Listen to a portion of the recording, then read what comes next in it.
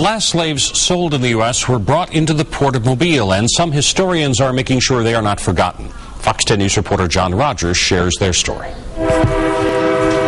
Just north of Mobile, the old Plateau Cemetery sits in silence, hiding the memories of its permanent residents. But now, they're being reawakened.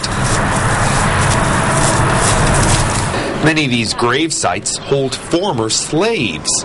This is one of the rare instances where you have documentation of where a group of enslaved individuals originated from and then eventually where they settled a community for themselves. This story dates back to 1859, when nearly 100 Africans were captured and sold into slavery in modern-day Benin, Africa.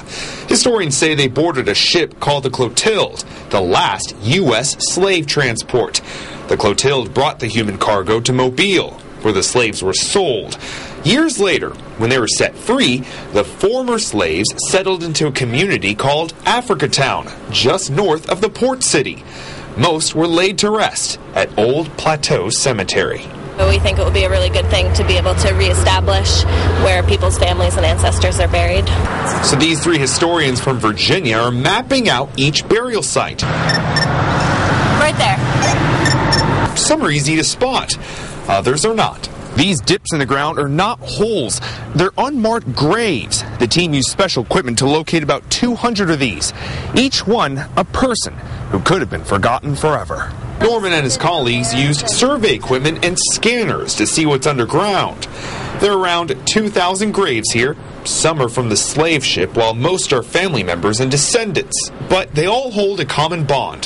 They were part of a community that has its roots in West Africa. Each one of the graves is, it's like, it has its own story to tell, and it's like a mini archive of that moment in history. A history that was almost lost, but now has been found.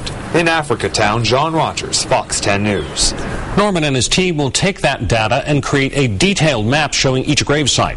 He hopes to return to the area soon to do some excavation work at some of the old homes in Africatown.